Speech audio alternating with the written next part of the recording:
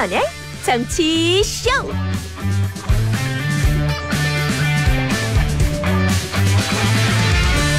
여러분 안녕하세요. 김태현의 정치쇼 김태현입니다. 지진 소식부터 전합니다. 오늘 새벽에 인천 강화도 해상에서 규모 3.7 강도의 지진이 발생했는데요. 온라인 커뮤니티에서는요, 지진을 감지했다 이런 반응도 이어졌습니다. 주말 내내 미세먼지도 말썽이었죠. 나들이 대신 집콕하셨던 분들 많으실 텐데요. 서울신문, 미세먼지 감옥에 대한민국 갇혔다. 경향신문, 올겨울 최악 미세먼지 내일까지 답답합니다. 관련 소식은 잠시 후 전문가에게 물어보도록 하겠고요. 북한 무인기 관련된 이슈도 이어졌습니다.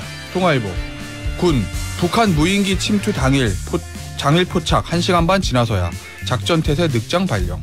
한국일보, 북한 무인기 대비태세 두루미 발동 30분 이상 늦었다. 종합해 보면 군 당국은 늦었고 몰랐다는 건데요. 이 소식도 김종대 연세대 통일연구원 개건 교수께 직접 여쭤보도록 하겠습니다. 거기에 내일 사상 초유의 야당 대표가 검찰에 소환되는데요. 오랜만에 변론 유착 시간에서 관련 쟁점들 따져보도록 하죠. 잠시 후에 뵙겠습니다.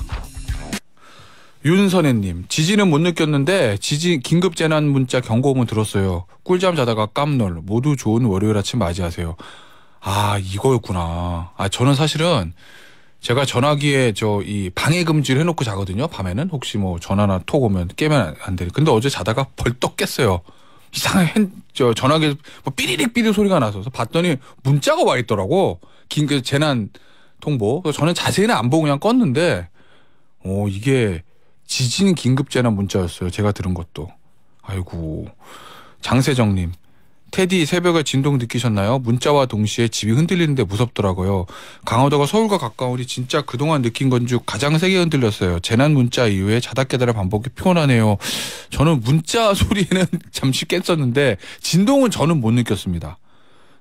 9323님, 늦었다? 몰랐다? 청취율 조사 때 그렇게 답하면 안 됩니다. 김태현의 정치쇼라고 꼭 말해야 되는 거 맞죠, 테디? 당연하죠. 훌륭하신 청취자분이십니다. 야, 이렇게 해주셔야 된다. 여러분이 잘해주셔야 된다라는 말씀을 드리면서 균형 잡힌 시사 김태현의 정치쇼 함께하고 계시고요. 참여 방법 알려드리죠. 휴대폰 문자 샵 1035는 단문 50원, 장문 100원이 들고요. 고릴라하고 유튜브는 무료입니다.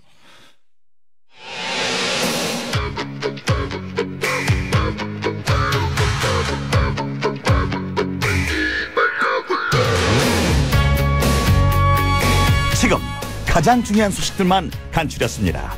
뉴스 온 더 블록.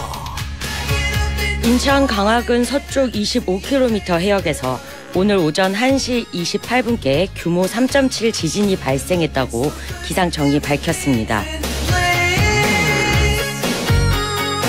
오늘부터 1월 임시국회가 시작합니다. 한편 민주당 이재명 대표가 내일 오전 검찰에 출석합니다. 당 지도부와 동행할 것으로 알려진 이 대표는 검찰 출석 때 직접 입장을 밝힐 예정입니다. 국민의힘 전당대회가 두 달 앞으로 다가온 가운데 안철수 의원은 오늘 공식 출마를 선언합니다. 오늘 뉴스 온 더 블락은 서울신문의 손지은 기자와 함께합니다. 안녕하세요. 네, 안녕하세요.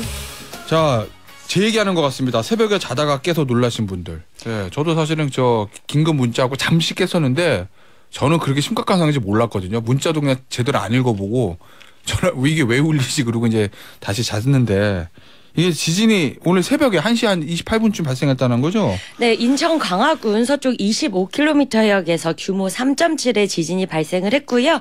이제 경기도와 서울 일부 지역에서도 흔들림을 느꼈다라는 이제 제보가 계속 나오고 있습니다.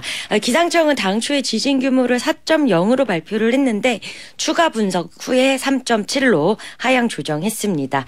지진의 진앙은 북위 37도, 동경 126도입니다. 인천소방본부에 따르면요, 아직 피해 신고가 접수된 거는 없고요. 이제 여러 문의 신고가 들어왔다고 합니다. 네. 지진 관련한 재난 문자를 받거나 흔들림을 느끼면요, 이 낙하물로부터 몸을 보호하고 진동이 멈춘 후에 야외에서 대피하며 여진에 주의해야 합니다. 자, 일단은 이번에는 이 재난 문자 이거는 딱 적절하게 발송이 된 것 같긴 한데. 앞서 문자도 보셨지만 스스로 몸으로 느끼신 분도 계시고 느끼지 못하신 분도 계신 것 같은데요. 잠시 후 저희가 전문가 전화 연결했을 때 요거 지진 관련 얘기들 좀 물어보도록 하겠고요. 정치권 소식 좀 보죠. 임시국회 1월달 올해부터 시작한다는 거죠. 그런데 여야가 벌써부터 시작하기 전부터 지금 또 신경전을 벌이고 있습니다. 네, 1월 임시국회를 여느냐 마느냐를 두고도 이제 네. 찬반이 엇갈렸는데요. 일단 민주당의 소집 요구로 오늘부터 임시국회가 열립니다. 임시회는요, 국회 제적위원 4분의 1이 소집 요구서 내면 바로 열리기 때문에 네. 민주당이 이제 단독으로 소집을 했고요.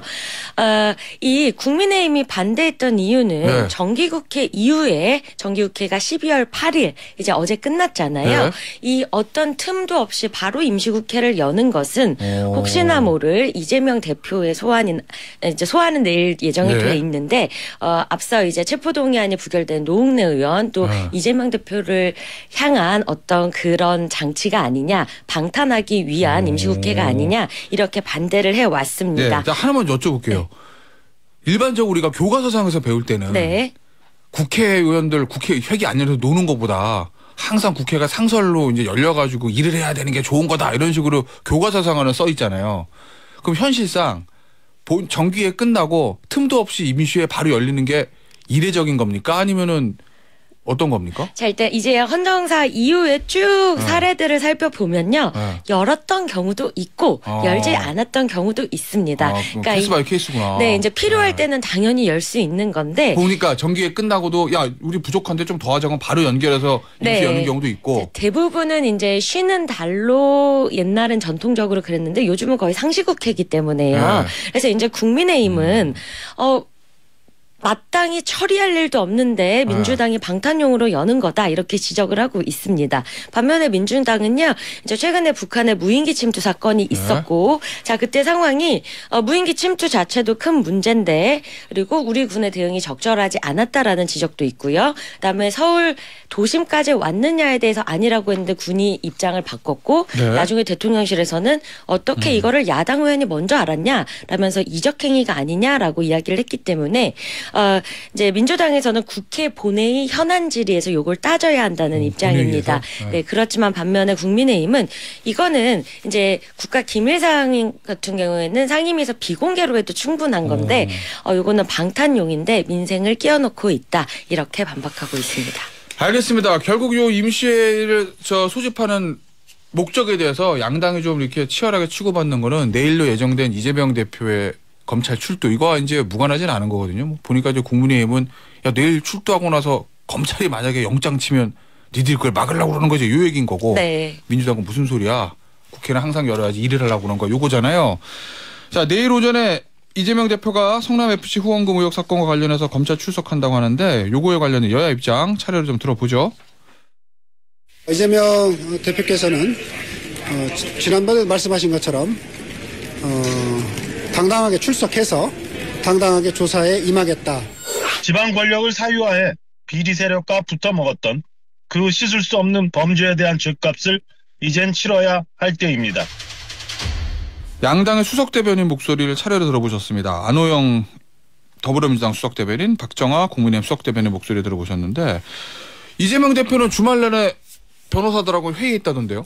네, 별도 국회 일정 잡지 않았고요. 내일 오전 10시 30분 수원지검 성남지청에 피의자 신분으로 출석을 합니다. 변호인단과 함께 이제 검찰의 예상 질문들 다시 꼼꼼하게 이제 뜯어봤다 이렇게 전해지고 있고요. 당연히 그렇겠죠.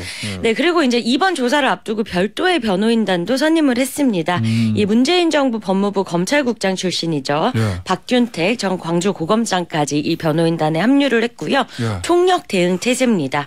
그리고 출석 때는 뭐 이제 변호인단은 물론이고요. 변호인 당연히 가는 건데. 당 지도부도 동행할 것이다라고 예고가 됐습니다. 그런데 이 부분에 대해서는 아마 민주당 원로나 이재명 대표에게 좀 이제 직접 좀 책임을 져라라고 하는 측에서는 비판이 나올 수 있습니다. 그 당 지도부를 다 데리고 들어가는 이게 비공개 소환은 아니잖아요. 네, 공개 소환이고요. 네. 그리고 당 지도부뿐만이 아니라 지도부가 같이 가는 거는 이거는 이재명 대표의 개인 일이 아니다. 네. 민주당 전체의 운명이 걸린 일이다. 정치 공동체로서 대응하겠다라는 뜻이 담겨 있고요.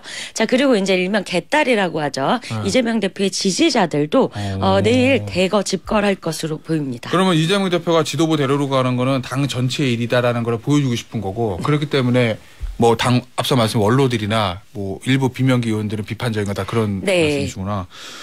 알겠습니다. 그럼 내일 아마 포토라인에서 그냥은 안 들어가겠네요. 뭔가 이제 본인의 어떤 입장들을 얘기를 하고 들어가겠네요. 네, 당당하게 임하겠다고 했기 때문에 네. 포토라인에 서서 취재진에게 입장을 밝힐 가능성이 크고요. 자, 그리고 검찰 출석 이후에는 이제 반격 또 역공 전략도 짜고 있는 것으로 보입니다. 이 신년 기자회견이 이제 해가 바뀌었으니까 해야 되는데 네. 요거보다 소환 날짜를 앞으로 잡았잖아요. 네. 자, 민주당이 보기에는 이겁니다. 조사를 받습니다. 네. 그러면 검찰이 이 조사받은 내용을 가지고 네. 언론 플레이에 나설 것이다라고 보고 있는 겁니다. 네. 피의 사실을 흘릴 것이다. 그러면 이거에 대해서 이재명 대표가 조목조목 반박을 해야 되잖아요. 그러니까 검찰 조사 만약 검찰의 언론 플레이가 있더라도 네? 이재명 대표가 신년 기자회견에서 이걸 반박하겠다. 이런 전략입니다. 알겠습니다. 요거 뭐 내일 아마 또 제일 큰 뉴스가 될 것 같으니까 한번 저희가 또 말씀을 드리도록 하고 여당으로 가보죠. 하하, 여당이라고 하면 국민의힘의 전당대회.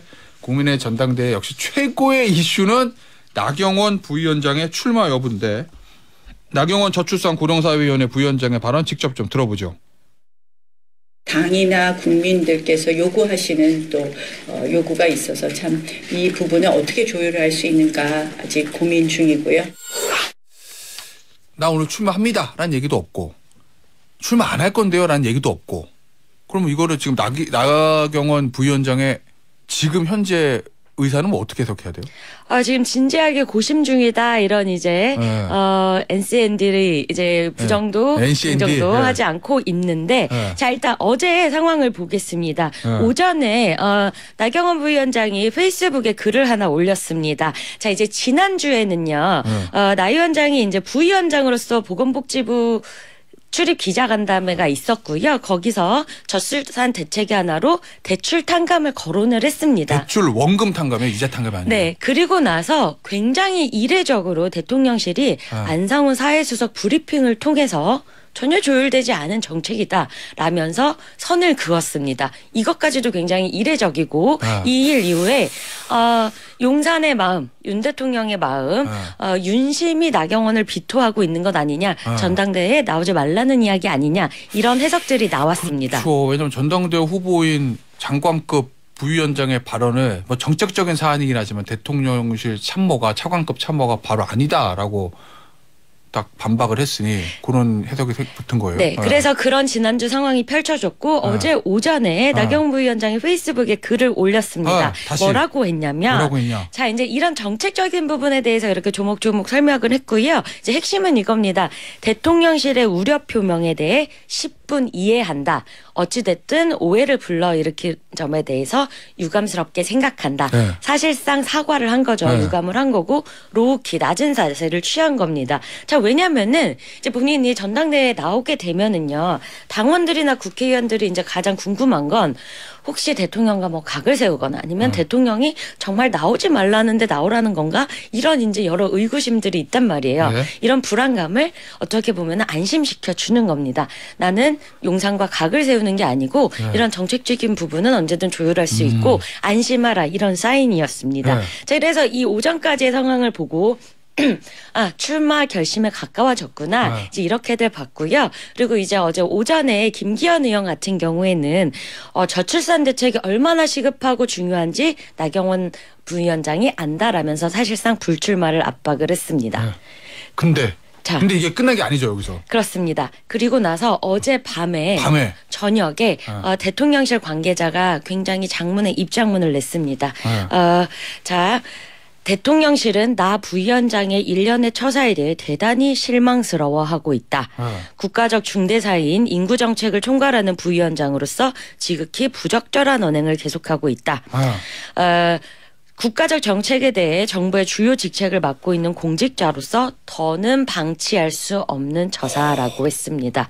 그리고 국무총리실이 반대 입장을 전했고 기재부도 반대했는데 극구 개인 의견을 발표했다라는 식의 반박이 있었고요. 굉장히 이례적인 일입니다. 자, 질문. 어제 만약에 나경원 부위원장이 어제 오전에 아니 내가 하겠던 정책이 뭐가 잘못됐는데 용산에서 그러세요? 라고 했으면은 밤에 용산에서 나왔던 입장문이 뭐 이해는 되는데 어제 오전에 나경원 부위원장이 유감입니다. 제가 너무 성급했던 것 같아요. 톤의 메시지를 냈는데 용산에서 다시 받아친 건 왜 그런 거예요? 자, 그리고 이제 어제 용산에서 문제 삼은 거는요. 나 부위원장이 이제 이런 유감을 표명하면서도 돈 없이 해결되는 저출산 극복은 없다. 이제 이게 뭐 완전 틀린 얘기가 아니다. 그리고 이건 얼마든지 정책적으로 협의할 수 있다라고 설명을 하니까 하나 더 붙였구나. 네, 뒤에. 이 부분에 대해서 굉장히 격앙된 반응이 나온 거고요. 이렇게 되면은 자 일단 이게 저출산 대책 너무 어려운 대책이고요.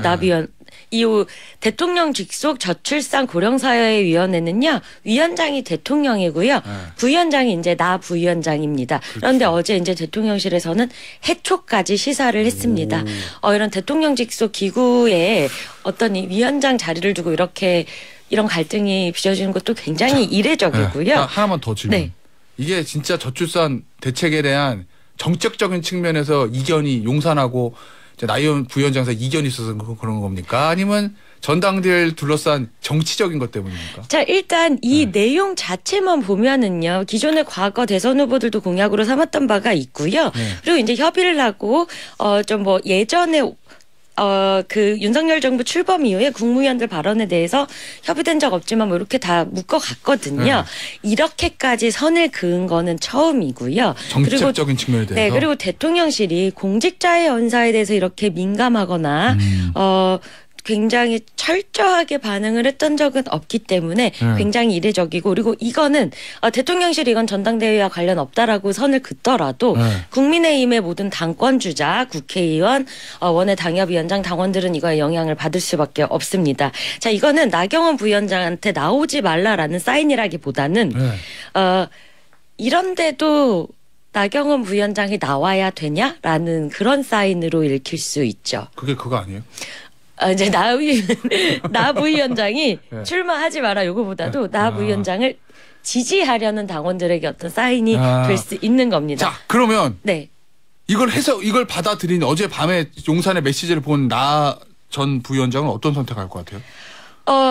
어제 발언을 가지고 당권 도전을 안 하는 것도 이상하지 않을까요? 그건 왜 그런 거죠? 그리고 자 이제 지난주 안상훈 사회수석 브리핑까지는 윤심이 있는 건 아닌가 보다 이 정도였는데 어제는 굉장히 좀 노골적이고 거친 방식의 용산 메시지가 나왔기 때문에 이 부분에 대해서는 현역 의원들이나 이제 당원들이 이렇게 가는 게 맞느냐라고 이제 의문을 제기할 수 있습니다. 알겠습니다. 어쨌든 나경원 부위원장의 출마 여부가 가장 큰 변수가 되는 건 맞는 거고요. 다른 당권 주자들 얘기 좀 해보죠. 다른 당권 주자들 주말에도 열심히 뛰어다녔습니다. 관련 발언도 좀 들어보시죠. 김장연대라고 들어보셨죠? 예. 뭐 3월 되면 쉴 텐데요. 김장연대라는 것은 한마디로 PK연대고 텃밭연대다. 수도권연대라는 건 뭐 아직까지 그런 얘기는 뭐 일부에서 나오고 있습니다만은 수도권 절박해요. 처절해요. 안철수 의원하고 윤상현 의원의 목소리 차례로 들어보셨는데 두 의원은 소위 말하는 김기현, 장제원 요 의원 두 의원의 김장연대에 대해서 좀 부정적이고 뭐 수도권 출마는 요거 얘기하는 분들이잖아요. 이게 안철수 의원 3월 되면 쉴 텐데 여기가 김치 쉰다는 얘기죠, 이거. 네, 맞습니다. 쉰다고 했고요. 어제도 김기현 의원은요. 맛있게 익을 것이다라고 반박을 했습니다. 그런 얘기 있네. 김장은 3월 되면 김치냉장고가 잘 관리하기 때문에 맛있게 들어있다. 뭐 이런 얘기들인데 안철수 의원은 오늘 출마 선언한다는 거예요? 네, 오늘 국회에서 출마 선언을 하고요. 선대위도 꾸렸습니다. 친이계 삼선 김영 의원이 이제 선대위원장 맡고요. 총괄본부장은 최측근 김도식 전 서울시 정무부시장이 맡습니다. 안 의원이 대통령은요 어제 출마 예고하면서 대통령 업적에 기대는 윤심파리 후보가 아니라 윤석열 정부의 힘이 되는 윤임 후보가 되겠다라고 예고를 했습니다. 알겠습니다. 안철수 의원은 친윤으로 분류됩니까? 비윤으로 분류됩니까? 비윤으로 분리되는 분위기입니다. 비윤으로 분류되는 분위기다. 네, 이제 당원 의원들이 대통령직 인수위원회 위원장을 지내기는 했지만요. 사실상 뭐 이제 그때 마지막에 단일화로 이제 합류를 했고 사실 친윤 뭐 지금 의원들은 우리 당의 비윤이 어딨냐라고는 하지만 그 핵심 친윤 그룹에 속하지는 않습니다. 알겠습니다. 앞서 3월 되면 쉴 텐데요 얘기했던 안철수 의원의 발언은 KBS 라디오 인터뷰였다는 점을 좀 밝혀드리고요. 당권 주자들 얘기 좀 더 해보죠. 이거 항상 모든 선거 때 보면은 사실 여의도 빌딩 뭐 몇 개도 없는데 선거 명당 이 빌딩에서 누가 당선됐어 뭐 그런 거 하잖아요. 이번에도 마찬가지죠. 네, 그러니까 전임자들 승리했던 그 상징적인 건물에 들어가서 캠프를 꾸리는 건데 근데 이제 여기 되게 오래됐잖아요. 그리고 국회 앞에 사실 그 규모로 딱 그 시점에만 임차할 수 있는 건물도 몇 개 안 됩니다. 몇 개 없어요. 자, 우리가 보통 얘기하는 대합 빌딩, 대산 빌딩이 요 양대 산맥이고요. 그런데 어떤 건물이든 승리자 패배자가 모두 나왔기 때문에 맞아요. 영원한 명당은 없습니다. 그리고 예를 들면은 지난 대선에 윤석열 대통령이 썼던 이맛빌딩도요. 이해창 전 후보는 거기서 패배를 했고요. 그렇죠. 자, 일단 김기현 의원 대산빌딩 잡았는데 여기도 이낙연 전 대표는 당권을 잡았지만 주호영 대표는 지난해 전당대회에서 당권 잡지 못했습니다. 그리고 이제 극동 VIP 빌딩에 안철수 윤상현 두 후보가 나란히 이제 캠프를 차렸거든요. 그러면 이게 나중에 연대 가능성도 열어둔 것 아니냐 이렇게 볼 수 있습니다. 알겠습니다. 이번 주 주요 일정 좀 보죠. 정치권 소식부터. 자, 일단 내일은 이제 국회, 검찰 모두 다 이제 이재명 대표 검찰 소환에 집중하게 되고요. 그리고 내일은요 이태원 국회 국정조사 재발방지 전문가 공청회가 있습니다. 다만 3차 청문회는 미정이고요. 그리고 오늘 이번 주부터는 중대선거구제 등 선거개혁을 논의한 정개특위가 가동이 됩니다. 자, 30초 남았는데 마지막으로 이거 좀 볼게요. 헤어진 결심, 박찬욱 감독의 영화. 이거 골든글로브 수상에 도전한다는 건가요? 네, 이제 오스카를 향한 레이스를 시작을 했고요. 4개 부문의 후보로 올랐습니다. 알겠습니다. 예전에 기생충도 골든글로브 타고 그다음에 오스카 탔던 것 같은데 이 박찬욱 감독의 헤어진 결심도 좋은 소식 있기를 기원하면서 오늘 요거 잠깐 마지막으로 보죠. 손지윤 기자가 고른 오늘의 한 컷 요거 마저 소개해 주세요. 네, 제가 오늘 가져온 사진은 서울 종로구 청운공원에서 바라본 서울 시내입니다. 미세먼지 뿌옇다. 전국 뒤덮었고요. 황사까지 그리고 오늘도 상황이 많이 좋지 않습니다. 전문가 잠시 후에 전문가 모시고요. 저 미세먼지 왜 그러나 그다음에 어떤 대책이 필요한가 좀 짚어보도록 할게요. 오늘 뉴스 온 더 블락은 여기서 마무리합니다. 서울시민의 손지윤 기자였어요. 감사합니다. 감사합니다.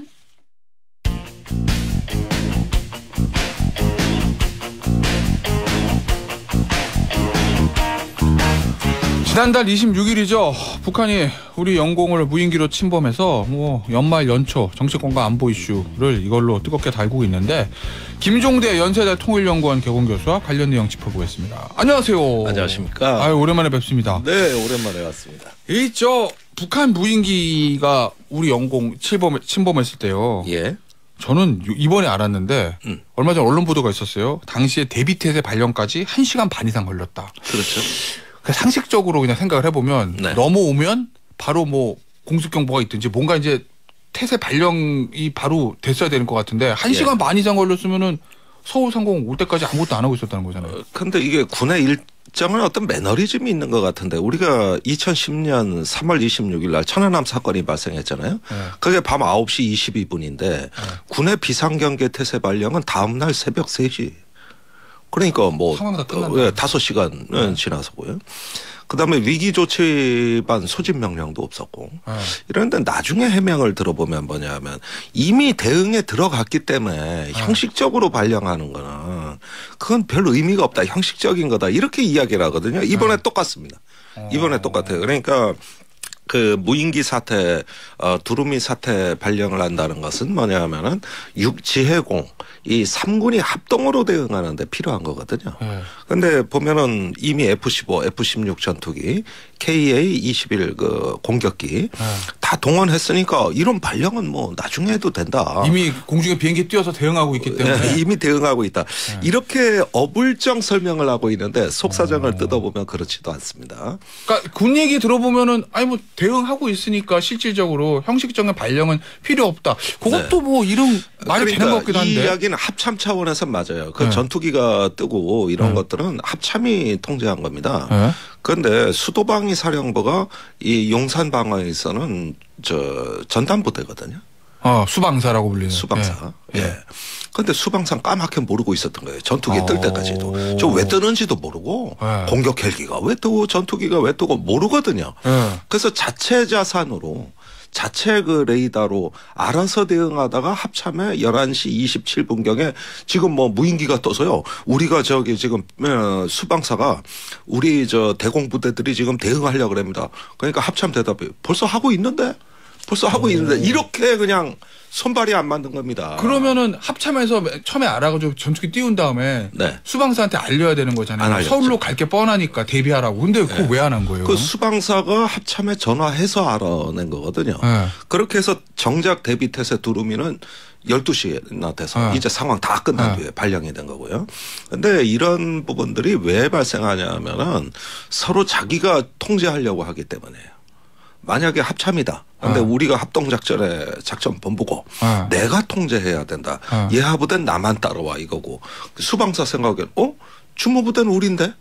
우리가 이걸 다 관리하고 통제해야 되는데 이렇게 각급 그 제대마다의 그 경계선이 있고 거기서 자기가 통제하는 거라고 각기 생각을 하고 협조체제가 안 이루어지는데 이런 이야기가 천안함 때 똑같아요.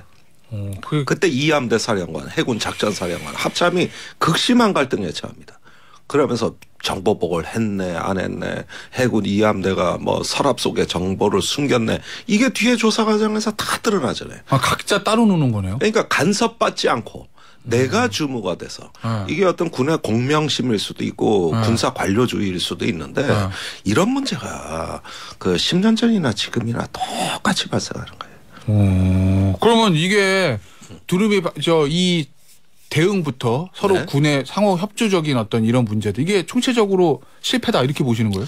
그렇죠. 이번에는 어떤 성과도 올리지 못하고 완전히 실패한 건데 이건 뭐 마치 손흥민 선수가 포르투갈 선수 4명을 끌고 다니면서 농락해버리듯이 손흥민 한 명한테 4-5명의 수비가 붙었는데 이번에 우리가 북한 무인기 한 대 4-5개의 어떤 그 부대들이 전력을 동원했는데 다 빠져나갔어요.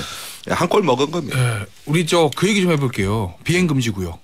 대통령실 위가 상공까지 무인기가 왔느냐 안 왔느냐 요거잖아요. 김병주 의원이 대통령실 주변 비행금지구역 침범했을 수 있다. 요 지적해서 군에서 무슨 소리야 아니다. 뭐 이적행. 뭐 그러다가 한 일주일 지난 다음에 사실은 왔는데요 라고 이렇게 얘기를 했어요. 이거 군이 왜 이렇게 한 거예요? 처음에 뭐 일부러 그랬을 것 같지는 않고 왜 일주일 동안 이렇게 헤맸던 거죠? 그러니까 무인기가 들어온 거는 지난달 26일. 그다음에 김병주 의원 의혹 제기에 대한 첫 반응은 29일. 이때 군에서는 강력히 유감을 표한다 그러면서 그때까지 본인들은 안 왔다고 생각합니다. 국방부 대변인 이적행위 적을 이롭게 않는다고 이렇게 했죠. 그럴 때만 해도 합참 전비태세검열실이 이제 막 그 상급 지시를 받고서 막 그 전비태세검열에 들어갔습니다. 그래서 밝혀낸 게 1월 1일경이에요. 그러니까 그 사이에 한 사나흘 동안은 합참은 용산은 뭐 집중 감시 장비, 탐지 장비가 쫙 깔려 있는데 여기에 감이 들어와 우리 항적이 없어 이러면서 그냥 완전히 오인을 해버리고 그 사이에 전비태세검열실이 검열을 해보니까 김병주 의원 얘기가 맞거든. 맞거든요. 그러니까 뒤늦게 부랴부랴 시인했는데 전 그거 하나는 높이 평가해요. 국민 앞에 숨김없이 공개하라고 윤석열 대통령 지시해서 뒤늦게라도 인실직고를 했다. 뒤늦게라도 뒤늦게라도 그러면 좀 겸손하게 우리 작전 태세의 어떤 소통의 미흡과 어떤 시스템의 여러 가지 부실함을 잘 살펴보겠다. 좀 이렇게 나갔으면 좋겠는데 이제 와서는 또 별거 아니래요. 스치듯 지나간 거고. 찰과상이에요. 아니 언제는 확전을 각오한다 그러면서 응징보복한다고 그렇게 호들갑 떨더니 이번에 막상 뚫리니까 아 그거 별거 아닙니다. 또 이렇게 말이 바뀌어요. 근데 저 궁금한 게 의원님. 그 무인기가 뭐 굉장히 작아서 뭐 레이더에서 안 잡혔다는 얘기도 하긴 하던데 그게 저 비행금지구역 용산 대통령실 위에 있네. 거기까지 들어왔는지 안 들어왔는지 판단하는 게 그게 시간이 오래 걸리는 일입니까?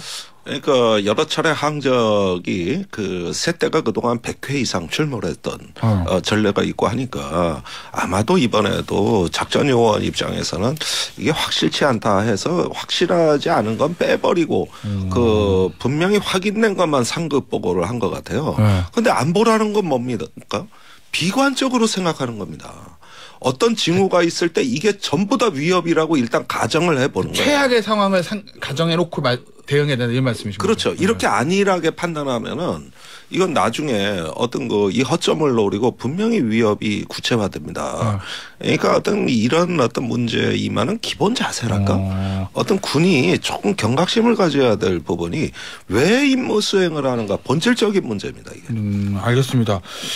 우리 교수님 얼마 전에 SNS 쓰셨던데 이 북한 무인기 침범 요거 관련해서 대통령실하고 경호처가 용산으로 옮겨가지고 대통령실 용산으로 옮긴 거 요거 때문에 이런 문제가 발생했을 수 있다라고 쓰셨던 것 같아요. 그거 뭘 우려하신 거예요? 아니 그런데 지금 용산에서는 군을 향해서 실망했다 이러면서 막 윽박지르고 연내 뭔 대책을 내놔라 자꾸 이러는데 사실 이게 문제가 된 건 뭐냐면은 군이 충분히 용산 이전에 대비해서 이런 드론 위협에도 대응할 수 있는 시스템을 준비할 수 있는 시간도 안 주고 그때 막 밀고 들어왔잖아요.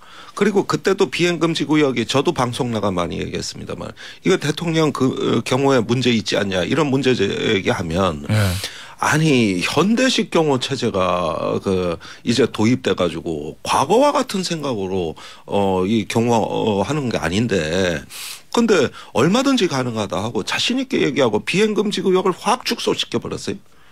그랬던 사람들이 누굽니까 지금에 와서. 난 그분들이 답변해야 하셔야 된다.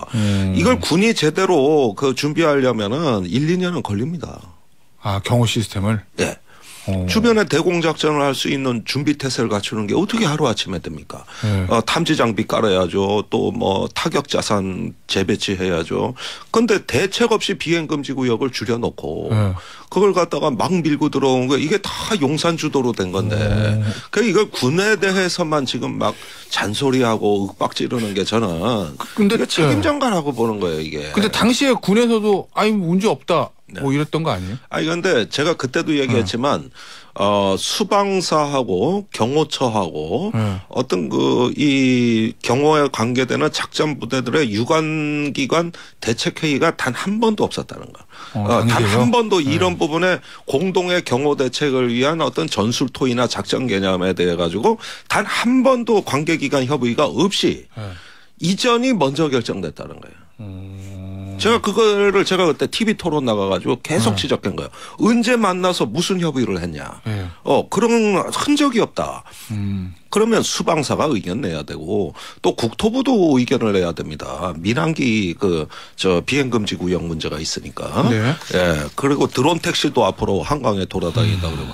그럼 이런 요소들을 모아가지고 이 비행금지 구역이 합리적인가 이런 것들의 민관 군의 어떤 의견을 수렴하는 절차가 있어야 되는데 단 한 차례 관계기관 협의도 없이 이전부터 그냥 밀고 들어오니 나중에 다 비위 맞춰주고 그거에 그냥 다 정당화하는 역할만 한 거 아니냐 이게. 알겠습니다. 자 그러면 이제 사태는 이제 벌어진 거예요 이미. 네. 그럼 이제 우리가 대책을 마련해야 되는데 그거 관련해서 이 군 수뇌부 책임론 지금 얘기 나오고요. 네. 윤석열 대통령은 야 이거 군이 문제가 있다. 군 개혁을 해야 된다. 뭐 이런 얘기 하거든요. 이건 어떻게 보시나요? 아니 그런데 이번에 수뇌부 문책은 없을 걸로 저는 봅니다. 오히려 현장에 보고를 지체한 작전요원이라든가 예하부대 쪽에 책임을 묻지 않을까 이런 생각이 드는데 이건 뭐 이태원 참사 때 우리가 다 봤던 패턴이죠. 그리고 전비태세 검열실의 검열 결과를 보고 결정하겠다 이렇게 유보적 태도를 보이고 있어요. 그런 만큼 어떤 군수 내부에 대한 문책은 지금 장담하기 어렵다. 좀 가능성이 희박해 보인다. 그러면 윤석열 대통령 군 개혁의 언급은? 군 개혁이라는 게 그럼 결국 사람을 바꾸잖아요. 자꾸 군개혁 그러는데 여태까지 군대가 놀고 먹은 것처럼 자꾸 이야기를 하시는데 지금 징병제를 운영하는 나라에서 이렇게 장비의 수준이 높고 엘리트 병사들이 이 정도로 근무하는 나라 전 세계 없습니다. 이 지해공이 육해공 그 일선의 우리 전투원들의 정말 그 노고와 헌신은 정말 탁월한 수준이에요. 근데 자꾸 이걸 폄하하신단 말이에요. 근데 이런 것들을 자꾸 과거 정부 탓, 예하부대 탓하지 말고 정책 결정에 시간도 안 주고 다짜고짜 탑다운 식으로 밀어붙여온 그동안의 관행이 개혁이 돼야 되는 거죠. 이게 개혁이 돼야 되는 거지 왜 자꾸 일선의 전투부대 탓을 하느냐는 거예요. 그건 훈련으로 다 개선이 됩니다. 그러니까 지금 보면 용산의 시각은 전 정부 때 좀 훈련을 게으리했다. 뭐 그런 시각들 지금 가지고 있는 것 같은데. 뭐 군대 생활을 우리 병사들이 좀 편하게 하면은 그게 왜 그렇게 문제가 됩니까? 과거에는 드론 같은 문제는 아예 5년간 없었고, 또 남북 합의서가 살아 있었기 때문에 이런 걱정할 필요가 없었거든요. 그런 면에서 드론 대응 태세가 부실해진 측면은 분명히 존재하지만, 그건 외교의 힘입니다. 군대의 문제가 아니고 자꾸 군대의 책임을 전가하면 안 된다는 거예요. 자, 그러면 이거 하나 더 짚어보죠. 윤석열 대통령이 무인기를 보내면 북에서 보내면 우리도 보낸다라고 이제 맞대응 얘기를 좀 했거든요. 그런 방식의 대응 전략은 어떻게 평가하세요? 근데 그런 방식의 대응은 엄연히 유엔 사령부가 정전 협정을 관리하는 나라에서 우리가 미국의 동의 없이 계속 이렇게 했을 때 미국이 이제 대응에 나설 겁니다. 벌써 유엔 사령부가 특별조사팀을 구성해서 이번에 이 무인기 사태 조사를 하는데 한국 정부도 조사 대상이에요. 굉장히 중요한 대목입니다. 그래서 이런 것들이 국제법적으로 문제가 되고 또 우리도 북한 영공을 침범하게 되면은 유엔 안보리에 제소를 할 수가 없어요. 쌍방과실이 되잖아요. 그러면은 북한이 우리나라에 무인기 보내면 그냥 있어야 되는 거예요? 아니죠. 여러 가지 어떤 그 대응 작전을 하되 이런 어떤 그 똑같은 방식의 영공 침범이 아니라 여러 가지 우리가 훈련, 무력 시위를 한다든지 또 기존에 했던 대로 여러 가지 북한에 대한 압박 조치를 하면은 됩니다. 그러지 사실은 우리 정찰 자산이 북한을 정밀하게 보고 있는데 무인기가 가서 새로 봐야 될 실익이 없고 우선 성능이 떨어지고 데이터 링크가 안 돼요. 그러니까 가서 사진을 갖고 와봐야 하는 거거든요. 실시간으로 볼 수가 없고. 그렇다면은 굳이 영공 침범 자체를 목적으로 하는 건 응징이 아니다. 우리한테 실익이 있어야 되는 거고요. 그런 점에서 일단은 세계 여론, 국제법 위반에 호소해가지고 북한을 나쁜 놈으로 만들어야 그래야 우리가 그걸 명분으로 해서 그 이후에 더 압박 조치를 할 수 있거든요. 그러니까 이런 순서를 NSC를 열어서 체계적으로 좀 하자. 자꾸 이렇게 전쟁 중에 NSC 하냐 이런 식의 불성실한 말 하면 안 됩니다. 근데 이런 거잖아요. 북이 우리나라에 무인기를 보낸 이유 중에 하나가 이제 일종의 심리적으로 우리를 흔들라는 거, 그런 목적이라고들 얘기들 하던데 그 똑같은 방식으로 북을 심리적으로 흔들기 위해서 무인기 보내는 것도 안 되는 건가요? 심리적으로 흔드는 방식이 꼭 무인기를 보내는 방식이 아니라 평양의 주석궁이나 노동당 관사의 정밀 영상을 공개해버린다든가 해가지고 한번 봐봐. 우리 이렇게 보고 있어. 니네 무인기 겨우 보내서 이랬지. 우리는 그냥 앉아서 다 보고 있어. 이렇게 해가지고 심리적으로 이걸 북한을 압박하는 방식이 있죠. 얼마든지 맞습니다. 알겠습니다. 오늘 김종대 교수님 모시고 북한의 무인기 침범했을 때 우리 군의 대응이라든지 앞으로 어떻게 대책을 마련해야 될지에 관해서 짚어봤습니다. 오늘 교수님과는 여기서 마무리하도록 하죠. 감사합니다. 감사합니다.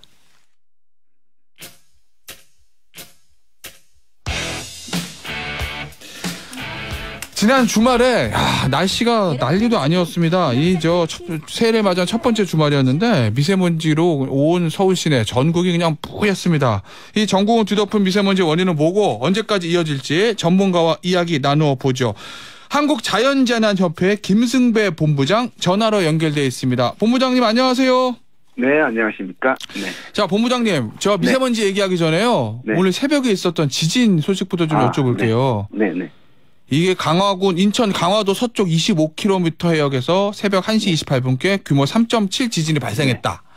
이 정도 지진이면은 경기도나 서울에 계신 분들이 주무시다가 이 흔들림 이거 느낄 수 있는 정도입니까? 그렇습니다. 이제 그 규모가 매그네티드로 표현되는데 3.7이었거든요. 3.5 이상 난 게 그렇게 자주 나진 않는데 지난 그 10월 29일 날 충북 괴산에서 난 이후 지금 났는데요. 이 정도면 이제 진도 한 인천 부근에서는 강화에서 발생을 했으니까 가까운 쪽에서는 더 강하게 느끼고 먼 쪽에서는 못 느끼고 이렇거든요. 네. 제가 마침 이 시간대에 잠을 자지 않고 있었는데 예. 딱 흔들리는 순간 이거 지진이구나 이렇게 생각을 했거든요. 어디 계세요? 서울에 계셨나요? 그 당시? 서울에서요. 네, 근데 서울에 있다고 다 느낀 건 아니고요. 서울에서는 진도가 이제 2인데 이 정도면 그때 이제 밤이기 때문에 새벽 1시 28분이니까 고요한 밤이었기 때문에 더 아주 강하게 느꼈는데 제가 우리나라에 살면서 느낀 그 지진으로 인한 흔들림 중에서 가장 강하게 느낀 지진이었습니다. 아, 그래요? 서울인데 가까웠거든 우선 거리가 강화 그 부근 해역이니까 그래서 인천에서는 아마 그 잠이 깨거나 그릇 창문 등이 흔들릴 정도의 진도 4가 로 구분이 되거든요. 인천은 그렇겠네요. 네네, 서울은 진도 2였습니다. 그러니까 조용한 상태나 그런 건물 위층에 있는 사람들이 소수의 사람이 느낄 수 있는 정도의 진도였고 다행히 이제 밤이었기 때문에 또 이 정도 규모로 무슨 뭐 큰 피해가 나거나 무슨 그런 그 피해는 없는 것으로 지금 보고 있습니다. 네. 저 본부장님, 저희가 학교 다닐 때 배울 때는 우리나라는 지진에서 안전하고 지진은 오직 일본의 얘기인 것처럼 배웠는데 얼마 전에 몇 년 전에 포항 쪽에 대지진이 있었죠. 작년 가을 10월 29일이네요. 충북 괴산에서 4.1 정도의 지진이 일어나고 지금 70여일 한 두세 달 정도 지나서 2달 정도 더 지나서 지진이 일어나는 건데 이러면은 우리 한반도도 지진의 안전지대는 아니다. 이렇게 그렇습니다. 얘기할 수 있는 겁니까? 그러니까 재작년 12월인데 또 제주 서귀포인가요? 거기에서 또 4.0 이상의 지진이 발생했거든요. 자, 일본 얘기를 하셨는데 일본은 지진이 많이 발생하는 지역임에 틀림이 없고 역사적으로 진도 9.0 이상 지진이 나서 고베 지진, 그 동일본 지진, 뭐 큰 지진이 많이 나잖아요. 우리나라는 사실은 그런 지진이 많은 지역에서 약간 벗어나 있기 때문에 벗어나 있다지 지진이 완전 안전지대는 아니거든요. 자, 이번 이렇게 서울 수도권에서 발생한 그런 흔치 않은 사례인데 뭐 절대 우리나라 지진 안전지대란 말은 어느 누구도 한 적이 없습니다. 네. 이런 식으로 발생하는데 그 일본과는 우리나라는 이제 땅 지질이 좀 다르다. 그 환태평양대에서 그 판과 판 사이 경계면에서 약간 벗어나 있다. 그래서 지진이라는 제 측면에서는 우리나라가 큰 다행인데 이렇게 발생을 하는 걸 보면 뭐 근데 지진은 예측이 불가능합니다. 네. 알겠습니다. 미세먼지 얘기 좀 해보죠. 지난 주말에 온 서울 시내가 뿌옇고 저 인터넷 포탈 보니까 미세먼지도 빨간색, 초미세먼지도 빨간색. 이러면은 초미세먼지하고 황사까지 다 뒤덮었다는 거잖아요. 서울 시내는. 이게 어느 정도 심했던 거예요? 저 지난 1월 6일 날 군산, 전주 등지에서 새벽 2시, 3시경 또 진도에서는 오후 한 4시, 5시 300 마이크로그램 퍼 세제곱미터 그러니까 1세제곱미터에 300 마이크로그램 1g에 100만 분의 1인데요. 이 정도 높아졌거든요. 그러니까 평소 뭐 괜찮네 좋은 날 이런 날보다 한 10배 정도가 10배요? 미세먼지 농도가 높았습니다. 그러니까 삼한 삼이라는 말이 있는데 삼한사운이라는 말은 들어보셨죠? 3일 춥고 3일 좀 온화하고 이 온화한 날씨에 반드시 이렇게 미세먼지 농도가 높아지기 때문에 신조가 생겼는데 삼한삼이. 그래서 다른 원인은 없습니다. 그 기상 조건이 딱 맞아 떨어지면 어김없이 미세먼지는 높아지는데 그 기상 조건이 뭐냐? 바람이 강하게 안 불 때. 그러니까 겨울에 바람이 불면 춥잖아요. 추우면 이제 미세먼지 쓸려 나가니까. 그러니까요. 그래서 이 내품는 데가 그날 무슨 어디 공장들이 갑자기 막 늘어나고 이런 현상은 아니거든요. 늘 미세먼지는 나오고 있는데 공기가 안 퍼지고 갇히면 늘어나요. 우리나라 국내에서 발생하는 미세먼지가 늘 나오는데 이제 이렇게 유난히 높은 때가 어떤 때냐면요. 이 우리나라 서쪽에서 중국이 보태주면 높아져요. 이 정도. 중국발 원인. 예. 중국발 원인. 예. 우리나라 국내 먼지도 있는데 예. 뭐 늘 있었잖아요. 우리나라. 근데 이 정도는. 근데 유난히 지난 그 7일 토요일 날 우연히 그런 때는 중국이 기여를 서쪽에서 그러면 왜 중국 바람이 그쪽에서 일로 불어오면 중국의 서쪽은 공장지대거든요. 네. 중국 해안가 말씀하시는 거죠? 네네. 우리나라 그 옛날에 엄청 개발할 때 울산에서 내뿜는 게 일본이 아주 골치 아팠다고 그러거든요. 네. 왜냐 그들의 서쪽에 있었어요 우리나라가. 근데 우리는 그걸 이제 내뿜는 걸 이제 철저히 막았거든요. 중국이 그런 협조를 해줘야 되는데 해달라고 하겠어요. 그러니까 이제 그런 어떤 현상들이 지난 주말에 있었고 이게 오늘 또 지금 납품 현상 이어지고 있습니다. 그 지난처럼 토요일처럼 300 마이크로그램 정도는 아니지만 지금 많이 가라앉았지만 약해졌지만 한 그래도 한 100 이 정도는 나오거든요. 마이크로그램. 그 본부장님 저희 제작진하고 사전 인터뷰하실 때 그동안은 운이 좋았다. 뭐 이렇게 말씀하셨다는데 이게 무슨 의미예요? 그 지난 2019년도 저도 활동을 했는데 하도 그때 그 미세먼지가 심하니까 미세먼지 해결을 위한 국가기후환경회라는 걸 반기문 위원장 초빙해서 2년 운영했거든요. 미세먼지 해결을 위한. 그때도 제가 그런 말을 했는데 이게 미세먼지 해결을 위한 건 공장 자동차 다 서야 된다. 자, 코로나 때 2년간 미세먼지 농도가 높았거든요. 아니, 낮았거든요. 낮았죠, 그때는. 네. 그러면서 그게 이제 뭐냐면 활동들을 안 하니까. 공장에 쓰지는 않았는데 활동들을 안 하니까 확실히 그런 그 기여가 있었는데 저는 이렇게 봅니다. 늘 미세먼지 나오는 양은 중국이건 우리나라건 100이라고 본다면 매일 거의 똑같이 나옵니다. 이제 계절에 따라 좀 차이가 있습니다. 언제 많냐? 겨울에 많죠. 난방을 하니까. 특히 그 중국은 아직도 석탄 떼잖아요. 석탄을 뗀다 그래요. 자, 이런 때 그러면은 어떤 때 왜 우리가 육안으로 높게 높아졌던 걸 느끼냐? 아까 말한 기상 조건이에요. 그런데 다행히 2019년 그때 4월에 만들어진 이후 2년간 활동했는데 그때 미세먼지 높은 농도가 거의 한 번도 없었어요. 네. 제가 그런 발언을 했습니다. 이게 운이다, 운. 뭐냐면 계속해서 동쪽에서 바람이 자주 불었어요. 바람 그 동쪽은 이 동해바다 청정 지역이거든요. 네. 그래서 공기가 맑아요. 그래서 확실히 동풍이 불면 우리나라는 깨끗하고요. 서풍이 불면 어김없이 미세먼지 농도가 알겠습니다. 높아집니다. 자, 그러면 이 미세먼지 없어지려면은 찬 바람이 불어와가지고 싹 씻어날 때까지 그냥 이러고 기다려야 되는 건가요? 그래야죠. 왜냐면, 이걸 이 거대한 걸 선풍기 틀어서 없앨 수는 없잖아요.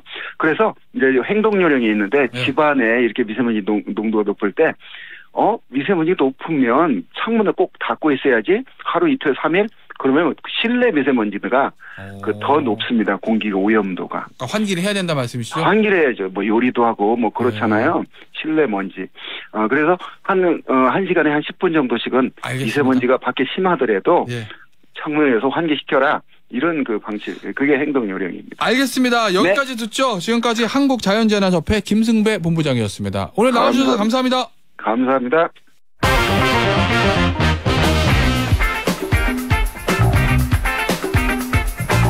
자, 김지현의 정치쇼 월요일 3부 오늘 특집 코너를 꾸몄습니다. 다시 돌아왔습니다. 변원유착 두 분 모셨습니다. 장유미 변호사입니다. 역시 방송을 하시네. 한 타임 쉬었다 들어가는 거 이런 거 좋아요. 그리고 예, 안녕하세요. 임찬용 기자입니다. 자, 오늘 저희가 왜 이 변원유착 시간을 특집으로 꾸몄냐. 내일 또 이재명 민주당 대표가 또 검찰 또 출석하니까 이게 검찰 말이 맞는지 이재명 대표 말이 맞는지는 저희는 알 수가 없지만 어쨌든 또 어마어마한 큰 뉴스 아니겠습니까? 서초동이나 여의도에. 그래서 저희가 오늘 특집으로 좀 코너를 꾸려봤고 그다음에 오늘도 할 얘기가 또 있습니다. 김만배 씨. 이 사람 손 커요. 손 커. 변호사비도 액수가 어마어마하고 언론사 사회부장한테 준 돈도 일반적인 상식으로 이해가 안 되는 거액들을 오고 가가지고 참 손 큽니다. 이 사람 얘기 좀 해볼게요. 김만배 씨 얘기도. 먼저 이재명 민주당 대표 내일 검찰 소환 수사인데 임 기자. 예. 요게 성남 FC 후원금 의혹 여기서 제3자 뇌물 혐의 적용을 받고 있다. 요 얘기인 거죠. 예, 검찰이 보고 있는 혐의 내용 좀 일단 설명 좀 해주세요. 그러니까 제3자 뇌물죄라는 게 이제 여러 번 언론에 나오긴 하는 혐의지만 이게 사실은 상식적으로 조금 그러니까 일반적으로 생각하는 뇌물죄와 좀 다른 구도여가지고 이해하기가 쉽지 않으신 면이 있는데 한마디로 어떤 기업이든 개인이든 뭔가 공무원한테 부탁할 일이 있는 사람이 공무원한테 이걸 좀 해주세요라고 부탁을 했을 때 공무원이 자기가 직접 뇌물을 받은 게 우리가 일반적으로 알고 있는 뇌물 아닙니까? 돈을 받는 게 그 대가로. 근데 그 대가로 자기가 직접 돈을 받는 게 아니라 자기가 지정하는 누군가 다른 사람한테 돈을 내라고 제3자한테 돈을 주라고 이제 지정을 해서 그 부탁을 한 사람이 이 공무원이 부탁을 들어주는 대가로 제3자한테 돈을 주는 것 또는 금품을 주는 거를 이제 제3자 뇌물죄라고 합니다. 이 경우에는 이제 검찰이 보고 있는 혐의는 이재명 대표가 성남시장의 당시에 성남시장은 그 축구단인 성남FC의 구단주인데요. 성남시가 성남FC를 운영하니까요. 그 이재명 대표가 어떤 네이버 그리고 두산건설, 차병원 이런 기업들로부터 각각 그 기업의 이슈와 관련된 인허가 청탁을 받고 그 청탁을 들어주는 대가로 이 기업들로 하여금 제3자인 성남FC의 거액을 후원하게 했다. 돈을 내게 했다. 이게 그렇기 때문에 제3자 뇌물죄가 성립된다는 게 검찰의 시각입니다. 자 그러면 검찰의 요 시각대로 만약에 검찰 입장에 유죄를 받으려고 할 거고 이재명 대표 막으려고 할 거고 쟁점은 뭐예요? 쟁점. 일단 쟁점은 그러니까 단순 뇌물죄면 그냥 공무원한테 그냥 대가성으로 돈 주면 뇌물이잖아요. 그리고 본인이 받거나 그게 명증하면 그냥 되는데 이건 좀 다르죠. 지금 짚어주신 대로 제3자가 가져갔어요. 그래서 판례를 보더라도 임창정 기자님이 기사에 쓰신 건데 이남기 전 공정거래위원장 본인이 다니는 절에 10억 사주하라고 그랬어요. 시주하라고. 그랬더니 본인이 얻은 이득은 사실 절이 얻은 이득은 있지만 본인은 없잖아요. 그렇죠. 그래도 유죄가 인정됐단 말이에요. 왜? 이거 그 당시에 기업으로서는 기업결합과 관련해서 공정위에 어떤 심사를 받아야 되는 그런 현안이 있었다. 그렇다면 폭넓게 대가관계 있었던 거 아니냐. 그게 있어야 사실 부정한 청탁이라는 그 요건. 왜냐하면 뇌물죄와 제3자 뇌물죄가 법정형이 동일합니다. 그러면 이 법적 평가, 비난 가능성 여부가 사실상 동일해야 되는 거예요. 그럼 본인이 받은 게 아니더라도 본인이 받은 거에 준해서 처벌할 만큼의 평가가 있으려면 대단히 부적절하다. 부정한 어떤 대가 관계가 있어야 된다라고 해서 법령이 부정한 청탁이란 요건을 별도로 필요로 하고 있기 때문에 그러면 이재명 대표 같은 경우에는 그렇지 않아. 왜냐하면 이거는 정상적인 광고비였어. 그래서 검찰에서 얘기하는 건 그 전후로 광고비 집행 내역이 다르던데 왜 그 당시에만 많았어. 그것과 관련해서도 이야기가 있습니다. 왜냐하면 그 당시에 성남FC가 상당히 선전을 하고 해요. 뭐 FA컵 뭐 진출을 하기도 하고 뭐 순위가 굉장히 좋기도 하고. 축구 실력이. 그러면서 굉장히 중계도 많이 합니다. 광고 노출 효과가 상당히 있었고 거기에 상응하는 대가라고 분명히 볼 수 있는 여지가 있다. 이게 어떻게 부정한 청탁이겠냐. 그리고 가장 문제가 많이 되는 게 두산 같은 경우에는 금액도 많으니까요. 대단히 오랫동안 이 병원 부지로 이게 용도 변경이 안 되면서 병원 부지에서 상업 용지로 되지 않으면서 흉물로 방치가 됐다. 두산이 원래는 거기에 병원을 세우려고 했었거든요. 그래서 이게 기업의 어떤 민원 성격도 있지만 지역의 어떤 발전과 관련된 성격도 있기 때문에 이걸 봐준다고 해서 이 부정청탁은 아니다. 이렇게 법리적인 다툼, 사실 사실관계에 대해서 다툼은 별로 없는 것 같습니다. 사실관계 나와 있다 이거죠? 다 나와 있는데 이제 법리적인 이런 부분과 관련해서 논박을 벌일 것 같습니다. 임 기자, 그러면 검찰의 시각은 일단은 그 두산 입장에서 병원 부지 여기가 용도 변경해야 되는 게 두산의 민원성은 맞고 그래서 용도 변경해서 두산이 엄청난 시세 차익을 얻은 것도 맞고 그래서 그 대가로 해주면 안 되는 건데 성남FC에다가 후원금 내겠다 뭐 이렇게 보는 거예요, 그럼? 이게 뭐 변호사님들 계시니까 더 잘 아시겠지만 사실 제가 이번 이슈에 대해서 이제 많이 오해하시는 분들이 있어가지고 법리적인 부분에 대해서 제가 유튜브에 동영상 하나 만들어서 올린 게 있습니다. 이게 정말요? 서초동 NPC라고 서초동은 영어로 NPC라고 하면은 이제 검색하면 나오실 텐데 얼마 전에 며칠 전에 제가 올렸는데요. 두 가지 이슈가 있습니다. 하나는 그 제3자 뇌물죄에서 보통 많은 분들이 오해를 하시는 게 이게 어떤 공무원의 개인적 이득으로 챙긴 거여야 뇌물이 된다. 그러니까 한마디로 보통 제3자라고 하면 이게 전혀 상관없는 제3자가 아니라 우리가 흔히 생각하는 뭐 측근이나 뭐 부인이나 이런 사람을 통해서 받은 게 제3자 뇌물죄 아니냐 이런 오해가 하나 있고요. 두 번째로는 원래 해주면 안 되는 걸 또는 나쁜 일을 해줬을 때 이게 뇌물죄가 되는 거 아니냐. 근데 이 두 가지가 다 아닙니다. 그러니까 뭐냐면 제3자라는 거는 말 그대로 아까 말씀하신 공정거래위원장이나 이런 그 전 판례를 봐도 그 공무원하고 개인적 이해관계가 없는 전혀 제3자 그 사람한테 남인 거 심지어 어떤 예전에 제가 찾아본 판례 중에서는 강릉시청 공무원 같은 경우에는 그 시청 앞에 나무를 심어주게 한 것도 이게 뇌물로 인정이 됐어요. 한마디로 그 행위 자체가 굉장히 정상적이고 재량권 이탈이 없고 공무원이 할 수 있는 행위고 이게 공무원의 개인적 이익과 상관이 없어도 이게 그 어떤 기업의 인허가 청탁과 그 제3자한테 돈을 간 사실이 대가관계, 인과관계 관련성만 입증이 되면은 이게 제3자 뇌물이 되는 겁니다. 이제 왜 이거를 이렇게 처벌하는 거에 대해서는 또 조금 얘기가 길어지는데 어쨌든 그렇게 되는 것이고요. 그래서 아까 말했던 어떤 이게 해주면 안 되는 일이거냐. 이제 두산건설이라든가 네이버의 이런 이슈를 성남시청에서 해주는 게 성남시에 도움이 되고 안 되고는 이 제3자 뇌물 법리적으로 규명하는 데는 의미가 크게 없습니다. 네. 근데 성남시란다. 이재명 대표 측에서는 그런 얘기들 하잖아요. 네. 아니 이거는 정당한 광고비 집행이고 네, 진짜 광고 회사 왜냐면 후원할 수도 있는 거지. 네. 뭐 기부 체납도 하는 판에 그거고. 야 이런 식으로 하면은 전국 지자체 다 조사해봐라. 네. 지자체들 다 이런 식으로 한다. 예를 들면 뭐 인허가 하나 풀어주면 대신 뭐 시에다가 뭘 하나 해준다든지 뭐 이런 식으로 다 하는데 뭐 그러면 이게 뇌물이면 뭐 전국 기초단체 다 뇌물이게 이런 얘기하잖아요. 이제 그렇죠. 적극 행정이 이런 법의 잣대로라면 가능한 게 맞느냐 이런 이야기를 이재명 대표 측에서는 하고 있고요. 이거는 뇌물이면 뭐 기업에서 아무것도 후원 받으면 안 된다는 건데 이런 얘기까지 그렇습니다. 하는 것 같은데 어때요? 그래서 지금 판례가 대단히 넓게 제3자 뇌물을 인정하고 있지만 사실 무죄를 선고한 사례도 있어요. 변양균 전 청와대 정책실장 같은 경우에는요.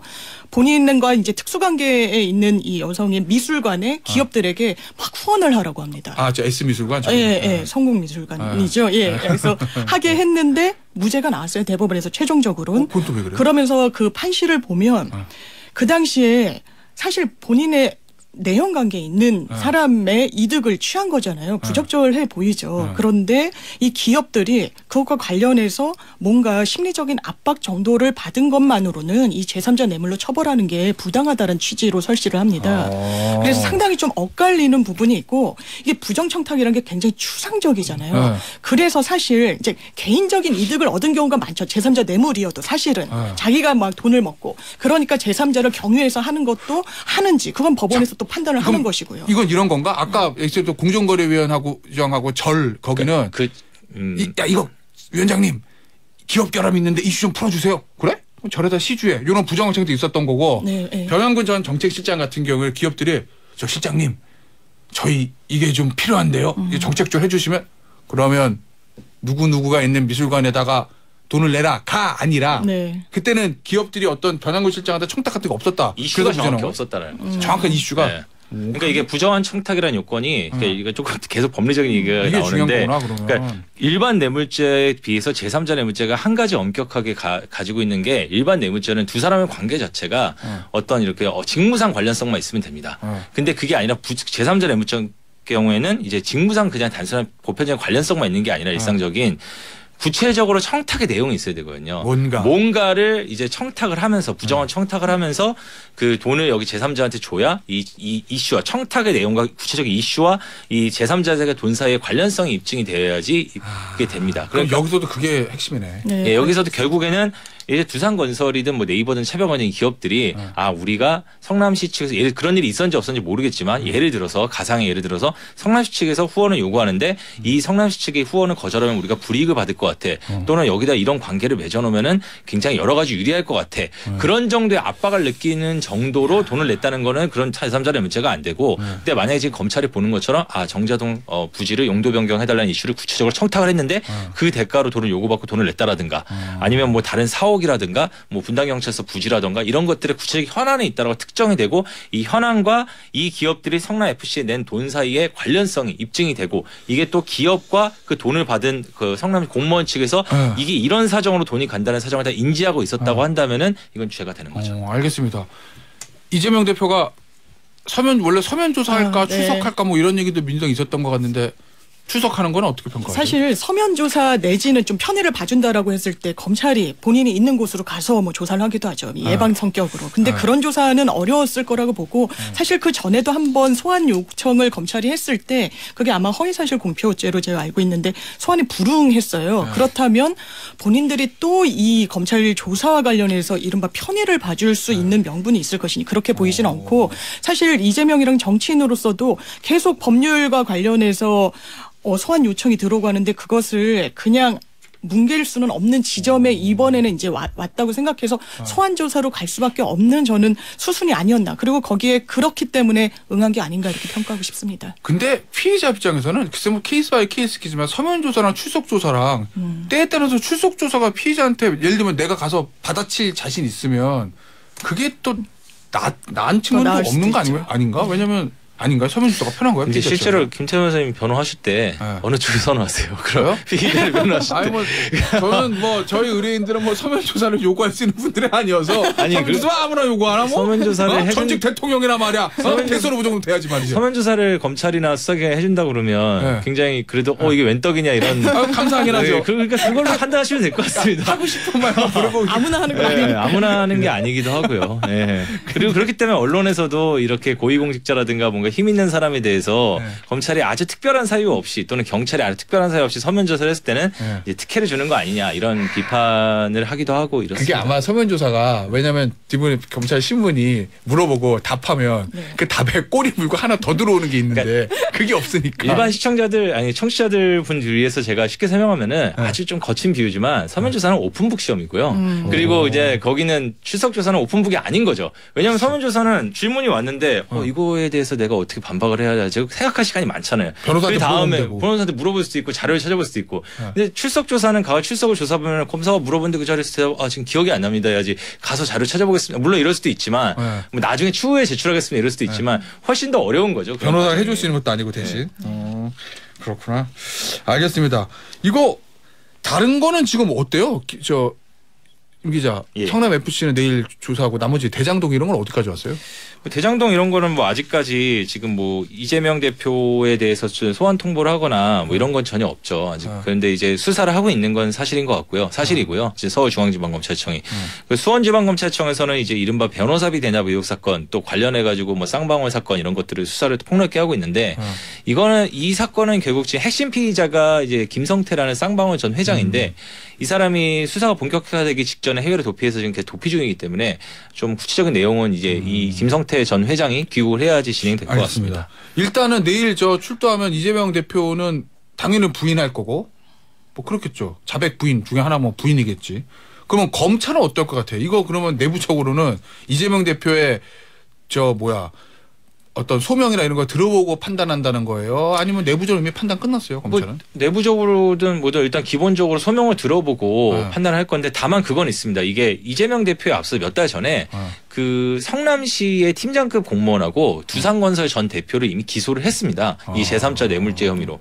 그러니까 한마디로 성남시 측의 한 명 그리고 두산건설 측의 한 명을 이미 제3자 뇌물 혐의로 수수와 공영 혐의로 기소를 했는데 이 공소장에 공범으로 이재명 대표하고 당시 성남시 정책실장이었던 이재명 대표의 최측근 정진상 실장을 이제 공범으로 기재를 해놨어요. 이건 사실상 특별한 사정 변경이 없으면 이 두 사람은 기소를 하겠다 이 혐의로 이런 뜻을 밝힌 걸로 봐야죠. 그렇다고 해서 이게 뭐 저희가 뭐 유무죄 단정할 수는 아닌데 검찰 입장에서는 기소로 방향을 잡았다는 거고 그러면은 기소로 갈 거예요.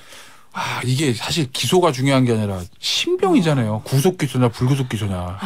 이거 그러면 검찰이 영장을 칠 것이냐 안 칠 것이냐 이거 어떻게 생각해요? 우상호 전 대표도 이야기를 했는데 이 제1야당의 대표의 신변 확보를 시도한 전례가 사실상 없지 않느냐. 이게 검찰로서도 상당한 부담일 수밖에 없고. 없긴 하죠, 사실. 그리고 성남 FC 건으로 그러면 또 영장을 청구할 수 있을 것인가를 따로 떼놓고 보면 일단 저희가 계속해서 짚었지만 이거 개인적으로 단돈 1원도 갖지 않아도 성립할 수 있는 부분이 있는 거고 그렇다면 개인적인 이득이 취득하지 않았을 때 일단 일반적으로 국민들이 갖고 있는 어떤 법감정에 거하면 이게 법리적인 다툼은 오케이 뭐 있을 수 있겠다. 그런데 본인이 취득한 이득도 없는 맞는데 신변 확보까지 하는 거 이건 너무 정치적 의도가 있는 거 아니야라는 이 후폭풍 이런 여론 당연히 신경 쓸 수밖에 없을 것 같아서 저는 기소는 수순이지만 영장 청구까지는 어렵지 않을까 생각합니다. 임 기자는 어떻게 보세요? 그러니까 이렇게 시나리오가 몇 가지가 있을 것 같습니다. 일단은 그 성남FC 사건으로 내일 조사를 하잖아요. 내일 조사를 하고 구속영장 청구 없이 이 사건을 바로 그냥 불구속 기소를 하는 방안. 기소는 아까 말씀드렸듯이 기소 방향으로 가고 있는 건 맞는 것 같고요. 그러니까 아니면은 기소하기 전에 성남FC 사건 단독으로 구속영장 청구를 일단 하는 거. 그 경우에 이제 임시국회 개의 여부라든가 체포동의안 여부가 되게 변수가 되겠죠. 그게 아니면 지금 예상되는 앞으로 이제 지금 또 추가 조사가 예상되는 대장동 사건과 관련해서까지 다 조사 거기까지 조사를 향후에 또 한 다음에 그 다음에 그 뭐 성남FC 사건과 대장동 사건 해가지고 기소 여부를 다 판단하는 방법. 또 하나는 그것까지 다 묶어가지고 성남FC 사건과 대장동 사건까지 다 묶어서 그때 구속영장 청구를 다시 하는 방법. 그때 하는 방법. 여러 가지 시나리오라든가 경우의 수를 놓고 검찰이 수사의 진행 상황이라든가 증거 인멸과 도주 우려의 정도 그리고 정치적 여러 상황을 고려해서 채택할 것 같습니다. 그 중에 어떤 거 방안에.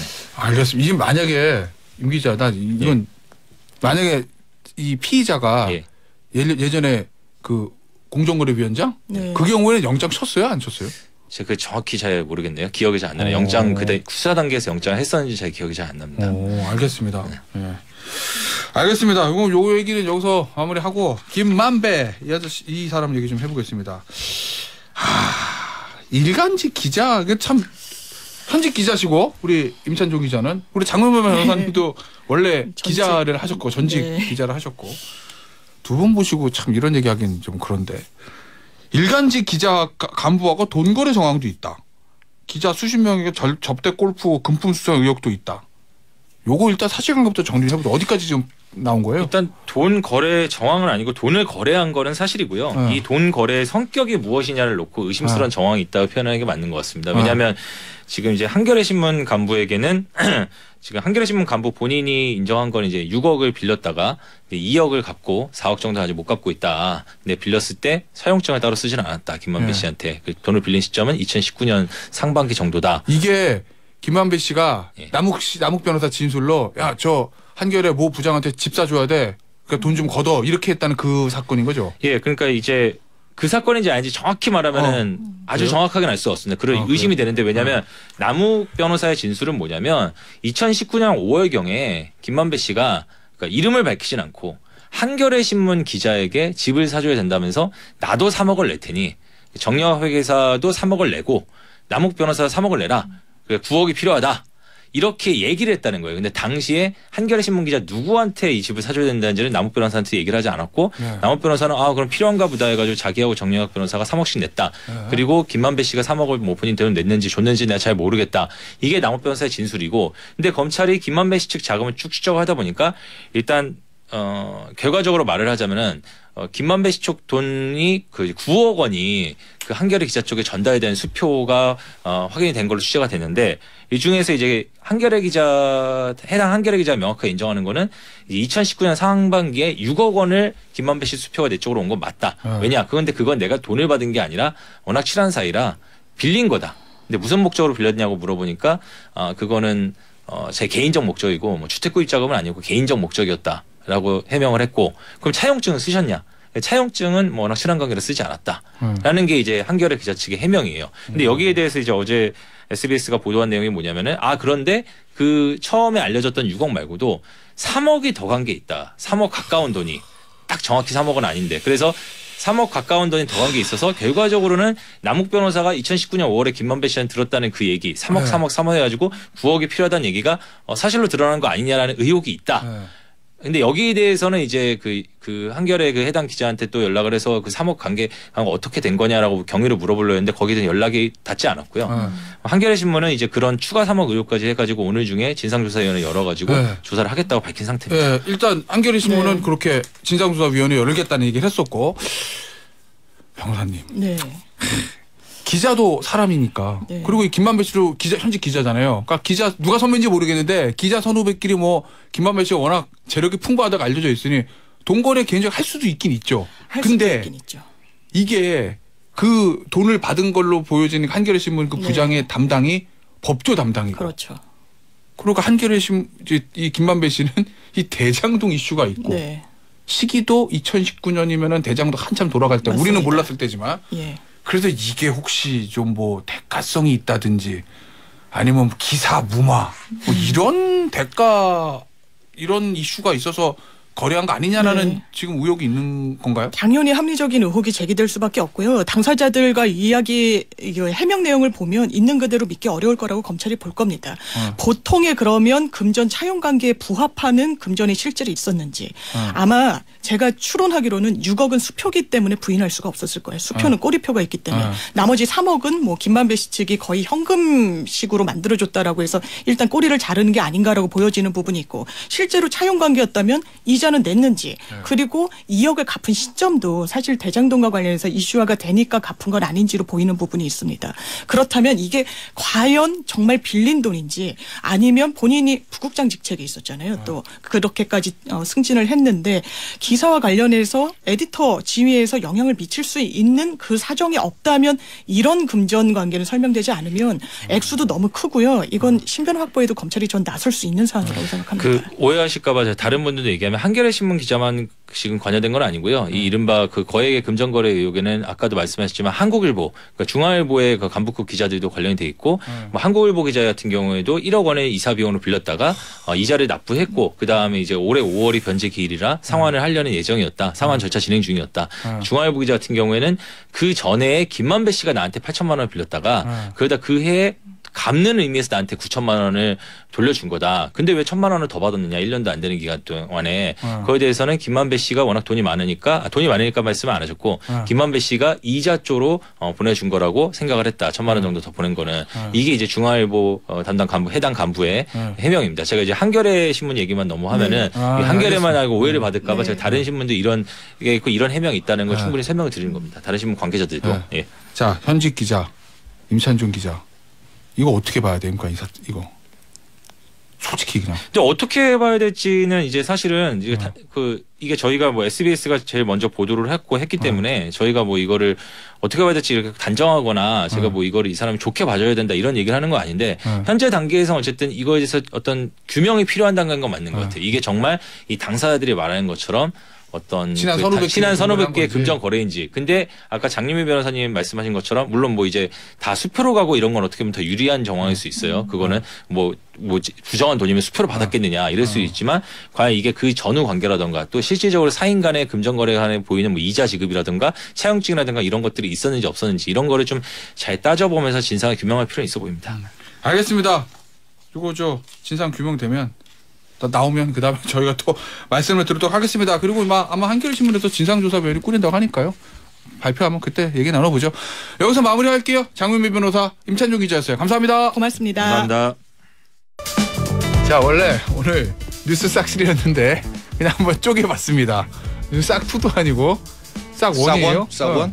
아니 뭐 왜냐면 우리 정치 이슈는 저기 앞서 뉴스온도 블락에서 손진 기자가 다 했고 사회 이슈는 변론 유착 시간에 우리 임찬종 기자나 장훈 변호사 하셨고 안보 이슈는 김종대 전 의원 하셨고 경제만 나왔습니다. 그래서 오늘은 싹3 한번 이렇게 해봤어요. 싹3도 해보고 싹2도 해보고 싹1도 해보려고.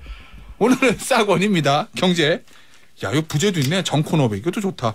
정철진 목동연구소 소장 나오셨어요. 안녕하세요. 네, 안녕하십니까. 네. 두 분은 어디 갔어요? 두 분이 오늘 싹1이라니까 그러시네. 그러니까 어디 아예 네. 아예 싹 없어. 오늘 한번 쪼개봤어요. 그냥 싹1. 오늘 싹1입니다. 단독샷 좋습니까?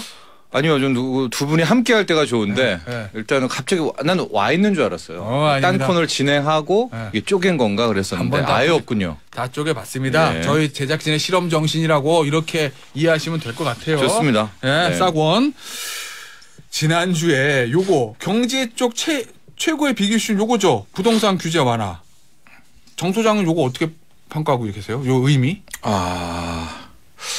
너무 과했다 저는 이렇게 봅니다. 너무 많이 풀었다? 네. 항상 뭐 칼이 주머니에 칼집에 있을 때 힘이 있는 거고요. 규제라는 것도 이제 정부가 갖고 있는 뭐라고 그래야 될까요? 그 굉장한 무기이자 그렇죠. 존재의 의미 같은 거고요. 대한민국은 집값의 규제가 차지하는 비중이 큽니다.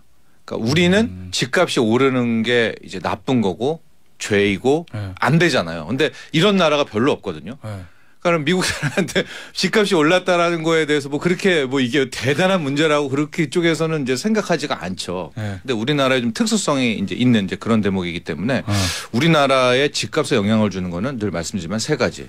규제. 두 번째가 금리. 세 번째가 경기입니다. 그럼 여기 금리는 높고 네. 경기 안 좋고. 안 좋고. 여기에 이제 손을 들어서 공급이잖아요라고 하시는 분이 계실 텐데 공급은요. 실질적으로 돈 대비 공급이에요. 그러니까 돈이 많을 때는 공급을 아무리 많이 풀어도 실질적으로 집이 부족하고요. 돈이 줄어들 때는 공급이 조금밖에 없어도 이것은 공급이 남아돈다 이렇게 얘기를 하는 거거든요. 그럼 과했다는 얘기는 이거 규제 안 푸는 게 맞았다 이런 취지세요? 그러니까 맞았다 안 맞았다가 아니라 이런 거죠. 그러니까 규제라는 그 메커니즘을 좀 봐야 되는데 규제는 어떤 식이냐. 떨어질 때마다 떡 하나씩 더 주는 그런 메커니즘이 규제거든요. 그러니까 집값이 떨어지면 떡 하나 주세요 하면 규제 완화 해주고 떨어지면 규제 완화 해주고 이러는 대목인데 지금 만약에 규제라는 떡을 다 줬잖아요. 그럼 이제 앞으로 당국이 뭘 할 수 있는 규제라는 건 없어요. 그럼 그 다음에 턴은 이제 금리하고 경기 두 개밖에 안 남은 그런 대목이기 때문에 그 얘기는 이걸로 부동산이 예를 들면 이 부동산 가격 폭락이 안 잡히면 그 다음에 쓸 수 있는 카드가 없다. 둘 다죠. 폭락이어도 쓸 수 있는 카드가 없고요. 만에 하나 여기에서 들썩여도 정부는 이제 들썩할 수 있는 게 없어요. 이런 다음에 다시 규제를 할 수는 없는 대목 아닙니까? 갑자기 대출 채울 수도 없고. 없고. 그러니까 정부라는 하나의 존재 의미를 스스로가 완전히 집값 관련돼서는 없어져 버렸다. 이렇게 보여집니다. 보시기엔 왜 그럼 이렇게 한 거예요? 이것은 집값보다 더 중요한 게 있다고 본 것 같아요. 역시 부동산 PF, 건설사, 나아가서는 증권사, 금융기관이 거의 존폐가 흔들릴 정도로 지금 이쪽 자금 시장이 경색됐기 때문에 왜냐하면 원희룡 장관의 그동안의 이야기를 잘 들어보시면 취임과 함께 본인이 직접 말하진 않았지만 PIR이라는 기준으로 집값이 어때요라고 말했을 때 그분이 그때 말했던 거는 그때 당시보다 40%가 더 떨어져야 이 정도가 오케이야라는 그 집값을 이야기를 했었거든요. 원희룡 장관이. 근데 지금 푼 것도 원희룡 장관이잖아요. 그렇다면은 아직 본인이 생각했던 집값의 수준도 안 왔는데 아직 시작도 안 했는데 집값 하락이 왜 규제를 싹 풀어줬느냐. 이것은 실질적으로 집값보다는 만에 하나 여기에서 조금만 삐걱대면 미분양의 어떤 위험들이 커지게 되면 2011년 같은 사태. 그러니까 예를 들면 지금 둔촌주공이 처음에 청약 저조하다고 그랬으니까 예를 들어 미분양이 생기면 이제 계약이 안 되면 계약률이 안 되면 그죠. 건설사 돈 못 벌고. 네. 거기에 엮인 건설사만 있는 게 아니에요. 거기에 엮인 PF 대출해서 증권사, 뭐 제2금융권 다 무너지고 이거를 막으려고 그런 거다. 하고 둔촌주공의 미분양이 나면 야, 저 정도의 분양도 미분양이야? 줄줄이 미분양입니다. 뭐 경제는 심리고 부동산은 심리고. 그럼 거기서부터 경색. 근데 지금은 또 긴축 구간이잖아요. 시중에 돈이 없잖아요. 없어요. 예. 금리는 계속 오르고. 그러면 여기를 좀 미리 차단한 뭐 그런 방법이었다 이렇게 봅니다. 그럼 그 목적으로서는 효과가 있었어요? 있겠죠. 아마 이제 둔촌주공 정당 계약이 1월 17일 날 끝나요. 그러니까 1월 17일이면 다음 주 화요일인가요? 그렇죠. 이제 화요일까지 봤을 때 이 계약률이 어떻게 되는지를 보고 이게 깔끔하게 끝났다라고 한다면 이제 그쪽 레벨들은 한숨 돌리게 되겠고 그 다음 분양에도 상당히 긍정적인 영향을 주게 되겠죠. 그러면 이제 지방에 아직 마지막 뚜껑을 봐야 돼요. 그럼 지방에 이제 둔촌 잘 되면 지방에 뭐 건설 현장에 미분양 사태가 안 일어나요? 안 일어나는 건 아니지만 그 급이 이제 말을 맞아주는 거죠. 그러니까 지방의 작은 데 미분양과 둔촌주공의 미분양은 차원이 다른 거잖아요. 상징적인 속으로. 그럼 PF 대출 물려가지고 증권사나 예를 들어 제2금융권 이런 데 무너지는 일은 없을까요?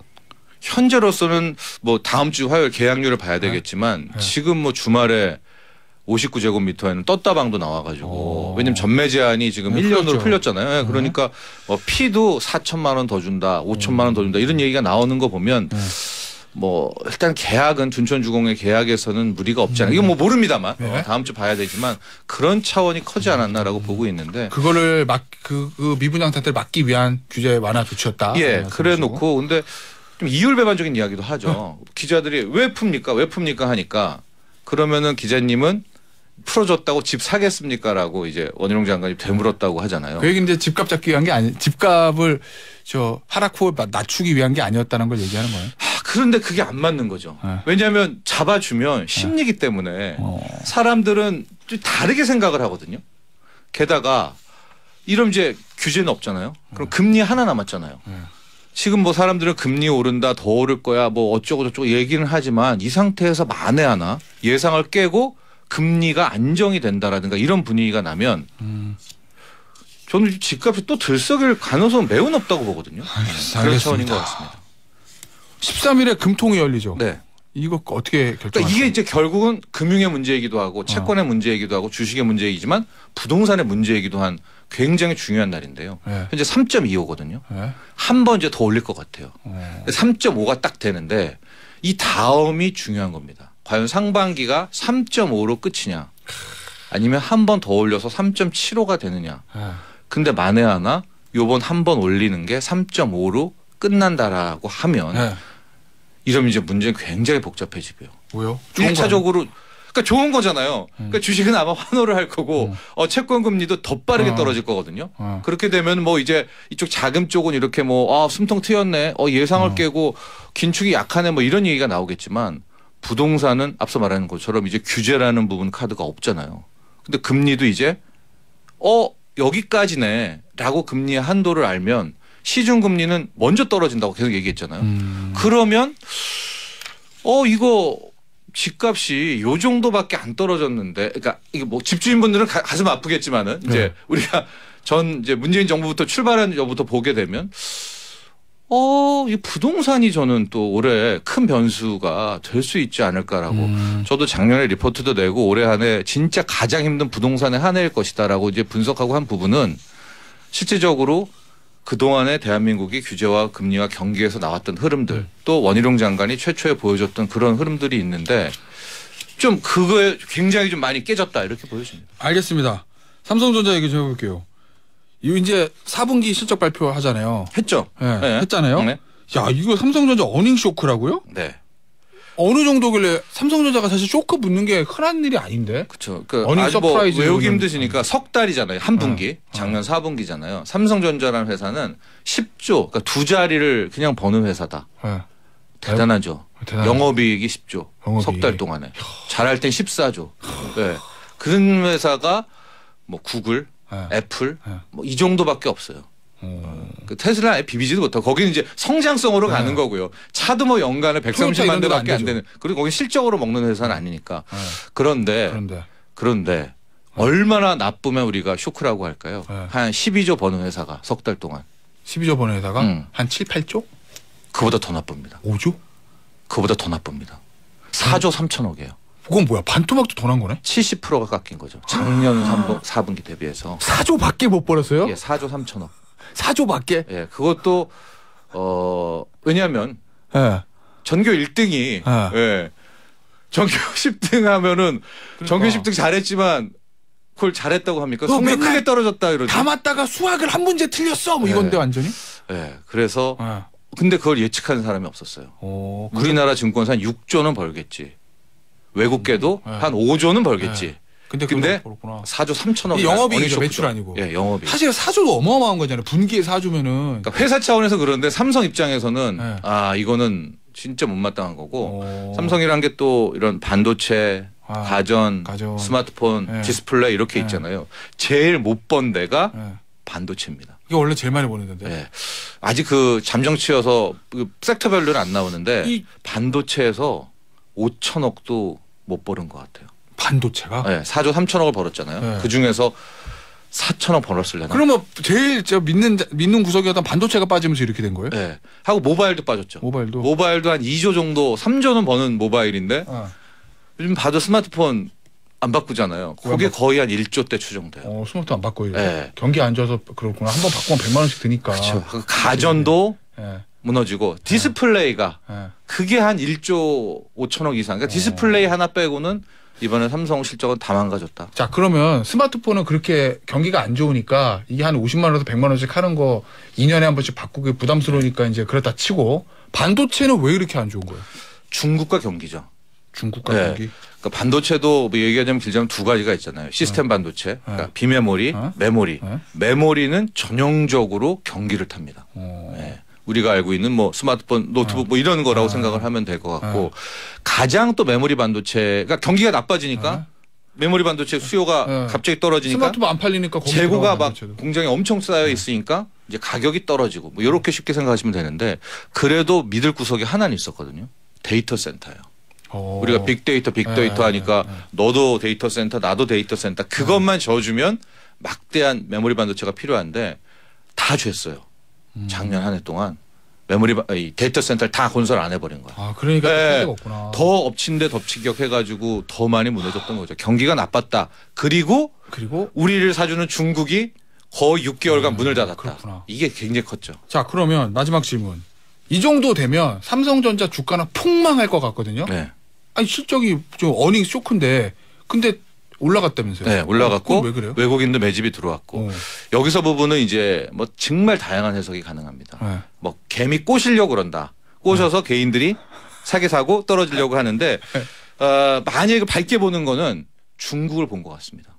아 중국이 풀리면 코로나 나아질 때문에 거다? 힘든데 중국이 사라지면 다시 중국이 반도체를 사준다. 그러니까 저희 중국 키워드 하나를 보고 일단 외국인들의 스마트 머니가 들어왔을 것 같은데 결국 지금부터 여러분들도 중국 코로나 어떻게 잡히나. 이게 확진자 떨어지고 중국 괜찮다 요 얘기 나오는 순간 근데 역설적으로 주가는 이미 그때 많이 올라 있겠죠. 알겠습니다. 오늘 뉴스 싹 원 정천식 소장이었습니다. 감사합니다. 감사합니다.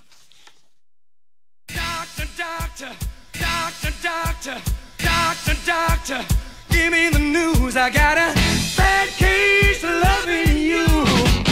No pills gonna cure my ill. I got a bad. 자 월요일 마지막 코너 낭만 닥터 조사부 SBS 의학 전문 기자 조동찬 기자 나오셨어요. 안녕하세요. 네 안녕하십니까. 드디어 벗을 수 있습니까 실내에서 마스크? 네. 당국 기준 완화. 그러니까 당국 얘기는 지금 마스크 벗어 실내 이건 아니지만 벗을 정도로 저 상황은 좋아졌어. 요건 거죠. 네. 사실 지난달 23일 신임 질병관리청장이 실내 마스크 완화 기준을 제시했습니다. 네 가지를 제시했는데 그중에 2개만 맞으면 충족하면 마스크 해제한다. 그러니까 그 2개가 맞으면 우리 괜찮은 거다라고 얘기한 거죠. 그런데 이거 되게 큰 건데 우연하게 어제 일요일인데 이제 복지부 기자단 단톡방에 한 200여 명의 기자가 있거든요. 한 기자가 거기다가 혹시 실내 마스크 완화 기준 충족했나요? 이렇게 질문했는데 보통은 이런 큰 거는 이제 질병청장이나 아니면 뭐 총리가 이렇게 아침에 막 좀 폼나게 브리핑할 수 있는 소재인데 그 질문에 아주 무덤덤하게 네 충족했습니다. 다만 이건 참고 자료일 뿐이고 구체적인 시기는 뭐 회의를 통해 결정하겠습니다. 이렇게 했는데 실제로 충족한 겁니다. 뭐가 충족했냐면요. 2주 이상 확진자가 감소한 게 충족했고요. 그다음에 한 달 중환자실 여유분 50% 확보가 충족했고 주간 치명률이 0.07% 0.5 충족했습니다. 근데 가장 중요한 변수가 뭐냐면 사망자가 안 나와야 되는데 사망자가 안 나오려면 위중증 환자가 줄어야 됩니다. 그렇죠. 그런데 위중증 환자는 아직은 안 줄었어요. 근데 왜 안 줄었나 봤더니 기존에 위중증으로 입원하고 계신 분들이 계속 있어서 그래요. 새롭게 위중증으로 입원하는 분의 숫자가 줄었습니다. 신규 중환자 수라고 하는데 이게 줄었으니까 이거 그러면 정말로 줄겠다. 환자도 줄고 신규 위중증 환자도 줄면 사망자도 줄겠고. 그리고 세계보건기구가 올해 첫 브리핑에서 거불어 여수스 사무총장이 올해는 공중보건 위기의 종식의 해가 될 거라고 믿는다라고 했습니다. 사무총장이 코로나 종식을 얘기한 건 코로나 이후 사태 처음입니다. 그러니까 세계보건기구도 그렇게 발언하는 데는 이유가 있거든요. 전 세계적인 상황도 그렇고 우리나라 상황도 그렇고 실내 마스크 해지할 만하다라고 본 건데 다만 그 시기는 최종 변수인 중국발 영향 이것을 좀 봐야겠다고 한 겁니다. 자 그러면 최종 변수는 중국발 영향인데 이게 만만한 게 아닌 것 같다는 생각이 든다는 거죠. 저는 왜냐하면 저 격리시킨 사람 도망가다 잡히고 지금 이 난리인데 지금 어때요 우리나라 중국발 영향은? 일단 격리시킨 사람이 한 명이었고 한 명이 악영향을 끼친 건 없습니다. 물론 이제 우리 국민들을 불안하게 했지만 다만 이 사건이 중국 교포와 중국 유학생들에 대해서 너무 많은 좀 편견을 가져다 줄 그런 건 아닌지 좀 염려가 돼요. 그러니까 단 한 명의 사람으로 중국 교포 전체를 비난하는 건 아닌지 그런 건 좀 뒤돌아봐야 됩니다. 딱 한 명이었고요. 다른 많은 분들은 우리 7천 몇백 명이 중국에서 오셨는데 다른 분들은 다 그 우리의 방역 지침을 잘 따라주셨고요. 자, 중국은 지금 심각합니다. 중국은 하루 사망자가 18,000명, 2만 명에 가깝다는 분석도 나오고 있습니다. 중국 발표와 달리 중국 정부가 하는 건 조금 아쉬워요. 얼마나 환자가 생기고 얼마나 확진자가 생기고 어떤 변이가 돌아다니는지 중국 정부는 밝히지 않고 있습니다. 예. 하지만 우리 중국 국민들이 중국 사람들이 돌아가시는 건 우리나라에도 좋은 건 아니겠죠. 만약 영국, 미국의 분석대로 중국에서 한 2만여 명의 사망자가 난다면 의료 지원이 필요한 상태일 것 같고요. 다 이제 중국의 이제 우리나라 영향을 보면 우리가 지난 1일부터 중국발 여행객에 대해서 강력한 검사 PCR 검사를 도입했고요. 5일부터는 이제 사전 음성 확인서도 요구를 했습니다. 7,400명 정도 입국했고요. 그중에 300여 명 정도가 양성 판정을 받았는데 오늘이면 일주일 됩니다. 일주일이 어떤 의미냐면 격리 기간이 일주일이에요. 그러니까 오늘부터는 들어오는 사람, 해제되는 사람이 나오는 건데 이걸 한 바퀴를 돌았다고 하는 건데 이 한 바퀴를 도는 동안 새 변이가 없었고 국내 악영향이 없었습니다. 그리고 이제 어제부터 본격적으로 빗장이 풀리는 건데 이것도 일주일 정도 보면 우리나라에 어떤 영향을 미치는지 판가름이 날 건데 이거 그 정도만 보면 우리나라 이제 확실히 이제 괜찮다 이 정도 될 겁니다. 그런데 이제 우리 국민이 걱정하시는 게 중국에서 음성 받았는데 우리나라 양성 그거 그럼 이상한 거 아니냐 이렇게 하시는데 사흘 동안 중국에서 음성 받은 분이 722명이었고 그중에 양성 받은 사람이 114명입니다. 16%예요. 그러니까 16%는 극단적으로 보면 죄다 서류 위주일 수도 있고요. 좋게 보면 잠복기 환자라고 하는데 바이러스 양이 적어서 중국에서는 음성 그다음에 우리나라에 와서 바이러스 양이 좀 많아져서 양성 이런 건데 방역 당국은 서류 위주보다는 저기로 보고 있어요. 그 잠복기 확률로 보고 있는데 그런데 서류 위조라고 하더라도 중국을 걱정하진 않습니다. 오히려 홍콩을 걱정하지. 왜냐면요. 중국은 어쨌든 우리나라가 다 검사를 하잖아요. 그러니까 잠복기 확률이든 위조 확률이든 다 걸러내는데 홍콩은 위조라고 생각하진 않는데 잠복기 확률을 우리가 못 걸러내거든요. 근데 홍콩은 지금 중국과 상황이 비슷해서 확진자가 엄청나게 늘고 있거든요. 그런데 다만 홍콩은 매달 입국자가 1,000여 명씩 지난달부터 입국했는데 우리나라에 별 문제를 안 일으켰습니다. 그래서 조심스럽게 지켜보는 건데 아무튼 중국발 영향을 조심스럽게 지켜보지만 이것도 한 일주일 정도면 판가름할 수 있을 것 같고 빠르면 설 이전 실내 마스크 완화도 가능할 수 있다. 네. 알겠습니다. 자, 1분 정도 남았는데요. 기적의 비만약이 미국에서 출시됐다. 요거 좀 해주시죠. 네, 기적의 비만약은 항상 등장할 때 그렇게 등장합니다. 과정 광고로 등장하고요. 과정 광고로 등장해. 지난해 미국에서 한 달 약값이 뭐 126만 원, 뭐 191만 원. 그래서 1년 넘게 치료받으려면 2,500만 원 정도 드는 게 나왔고 어마어마한 인기가 끌고 있고 올해 우리나라에도 출시를 앞두고 있는데 너무 비싼 거 아니야? 기적의 비만약은 없습니다. 이 약을 끊는 순간 다시 살은 급격하게 찝니다. 요요 현상. 예, 다이어트가 매우 힘든 일이긴 하지만 값비싼 약 주사약 하나로 해결한다는 것은 그것은 거짓말입니다. 네. 물론 이게 운동과 식이요법만으로도 상당히 어려운 것은 인정하지만 다이어트 정말 어렵습니다. 어렵지만 그렇다고 그 자리를 손쉽게 먹을 수 있는 약과 주사가 해결해 주지 않는 것도 현실입니다. 네. 알겠습니다. 기적의 비만약은 과장 광고로 출발한 것이다라는 우리 조동찬 기자의 말씀이셨습니다. SBS 의학 전문 기자이신 조동찬 기자였어요. 감사합니다. 네, 고맙습니다. 다들 다이어트 관심 많으시죠? 앞서 저희 다이어트 얘기했었는데 거기에 대해서 관련된 더 자세한 내용은 우리 조동찬 기자님의 기사를 SBS 뉴스 홈페이지에서 찾아서 참조하셔도 좋겠다는 말씀을 드리면서 미세먼지 많으니까요. 호흡기 관리 조심하시고요. 저는 물러갔다가 내일 돌아오겠습니다. 감사합니다.